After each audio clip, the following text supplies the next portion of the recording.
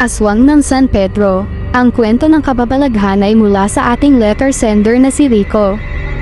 Ako si Rico, tubong Cavite, ngunit napunta sa San Pedro Laguna bilang isang guro dahil sa tulong ng aking advisor noong kolehiyo.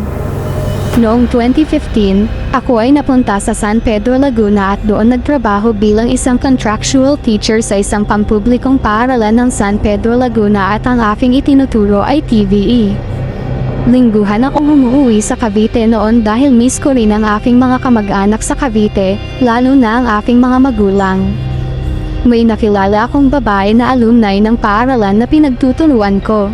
Siya ay kasalukuyang nasa third year college noon sa isang kilalang pampublikong unibersidad na malapit sa paaralan namin. Bunibisita niya kasi noon ang aking co-teacher na dati niyang advisor. Madalas siyang bumibisita sa aming TVE building kaya madalas ko siyang nakikita. Hanggang sa nahulog ang loob ko sa kanya. Ako ay guro na binata at siya naman ay nasa legal na edad. Nang nakipagkilala ako sa kanya, naging magkaibigan kami, hanggang sa naging kami ng kalaunan. To make the story short, naging asawa ko siya. Oo, naging asawa ko siya. At nagkaroon kami ng isang anak na babae. Pero ang kababalaghan ay nangyari noong pinagbubuntis pa lang ng asawa ko ang aking anak. Nangyari ito noong Oktubre ng 2018, 8 buwan na ang tiyan ng misis ko. Dahil tubong San Pedro Laguna siya, piniling naming tumira muna sa kanilang tahanan habang wala pa akong bahay at ayaw din ng misis ko na malayo sa kanyang magulang. Gabi ng October 9, 2018, ginising ako ng misis ko para mag-CR. Ang CR nila ay nasa mismong labas pa ng bahay nila. Simula nang mabuntis ang asawa ko, may mga kakaibang pangyayari na naganap at nasaksihan talaga naming mag-asawa. Tulad ng meron kamakalabog sa bubong ng bahay namin kada gabi or madaling araw, yung mistulang may gumagapang sa bubong. Sinamahan ko si Mrs. sa labas para mag-CR habang may bitbit na improvised na sibat. Habang nasa loob ng CR si Mrs., nagmasid muna ako sa paligid ng bahay. Tanaw kasi sa labas ng aming tahanan ang isang area na puro malalaking puno. Nakakatakot pagmasdan yung mga puno paggabi kasi wala ka talagang matatanaw na ilaw sa lugar na yon. Hanggang sa, narinig kong sumigaw yung asawa ko mula sa CR. Pinuntahan ko agad siya, pagkabukas niya ng CR, umiiyak siya na takot na takot.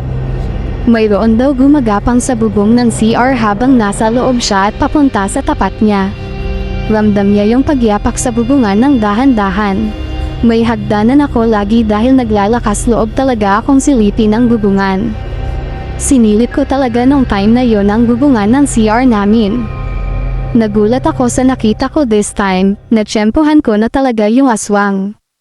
Malaking asong itim ang nakita ko sa bubungan at naglalaway pa. Paano magkakaroon ng malaking aso sa bubong sa oras ng madaling araw? Mataas ang bubong ng CR namin. Need pa gumamit ng hagdanan para matanaw ang itaas. Mabuti at bitbit ko yung sibat ko ng mga time na yon at binugaw ko yung aso palayo. Akala ko nga pupunta sa lugar ko ang aso, at susunggaban ako. Handa rin naman ako makipagbuno sa aso kung nagkataon. Dahil kailangan ko protektahan ang mag-ina ko. Nang inambahan ko ng sibat yung aso, bigla siyang lumundag pababa at papuntang gate palayo. Hindi pa doon natapos yung kalbaryo ng misis ko, sumakit yung kanyang tiyan na akala ko manganganak na siya, same nang nangyari nung 3 buwan pa lang ang tiyan niya. Sumakit yung tiyan niya noon to the point na para siyang manganganak, kasabay yun ng oras na nakarinig kami ng paggapang sa bubungan namin. Legit talaga na may aswang. Legit na mayroon talagang inaaswang. Akala ko nga isusugod ko ng alanganing oras ang asawa ko nung mga time na yon dahil sa sakit ng tiyan. 8 buwan pa lang siya nun. Buti na lang at nawala ang pananakit ng tiyan niya nang mahimasmasan siya at mawala yung panic attack niya. Sobrang takot na nararamdaman ko ng mga panahong iyon pero nagpakatatag ako para sa misis at anak ko. Simula ng pangyayaring iyon, hindi ko na siya hinayaang mag-CR sa labas. Pinagamit ko na lang siya ng arinola. Hindi rin naman tumigil ang kalampag sa aming bubungan. Kinakalampag ko rin ang bubong mula sa loob namin para malaman ng aswang na gising ako at nakabantay sa asawa ko. Sa awa ng Diyos, naipanganak ng maayos ang anak ko noong November 28, 2018. Grabe ang trauma namin sa dinanas namin sa pang-aaswang sa misis ko. Hinala ko nga, banda doon galing sa magubat na area yung aswang. Kasi sobrang nakakatakot sa lugar na yon, may iilang nakatira daw sa lugar na yon, sabi ng aking biyenan. Pero hindi daw sila naglalakas loob pasukin yung area na yon kasi nga ang mga tao doon ay hindi kinikibo ang mga dayo. Ang kwento ng kababalaghan ay mula sa ating sender na si Rico.